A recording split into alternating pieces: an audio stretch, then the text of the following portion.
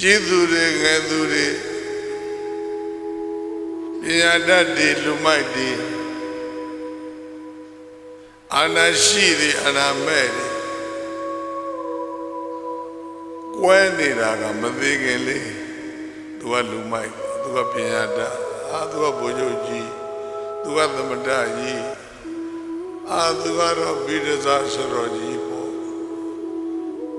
လူလောကမှာမသိခင်လေးတရားတွေကွဲနေတာနော်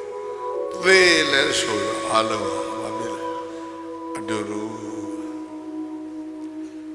အကွဲကွဲပြားပြားဖြစ်နေတဲ့ကမ္ဘာလောကကြီးကိုတညီတဲ့ဖြစ်အောင်ညှိပြထားသိရင်တရားလောကကြီးညှိမရဘူးဆိုတာမဟုတ်ဘူး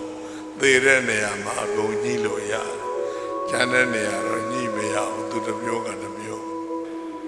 ကမ္ဘာကြီးကိုညှိပြတာဟာသိခြင်းတရားဘုရားနေတဲ့လူတွေ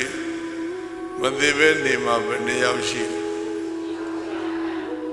ဟောနေတဲ့ဘုန်းကြီးလည်းသိပါမယ်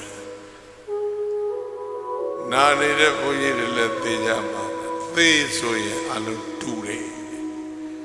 လောကကြီးကိုလူသားတွေကိုတညီတဲ့ညှိပြတာပါပါလေအဲ့ဒါလေးနှလုံးသွင်းထားအတက္ကဒမှာဝိသုဒ္ဓိမေဒဟရာစီဝမဟာဒါသကြီးကြီးငယ်ငယ်ပညာတတ်ခြင်းတတ်မတတ်ခြင်းနေသူတော်ကောင်းခြင်းကောင်းမကောင်းခြင်းနေသဗ္ဗေမေစုဝတ္တယန္တိအကုန်လုံးသိရင်အတူတူပဲကိုထက်ကြည်သူကိုအောက်လူရွယ်သူသေးရာမြာလာပြီ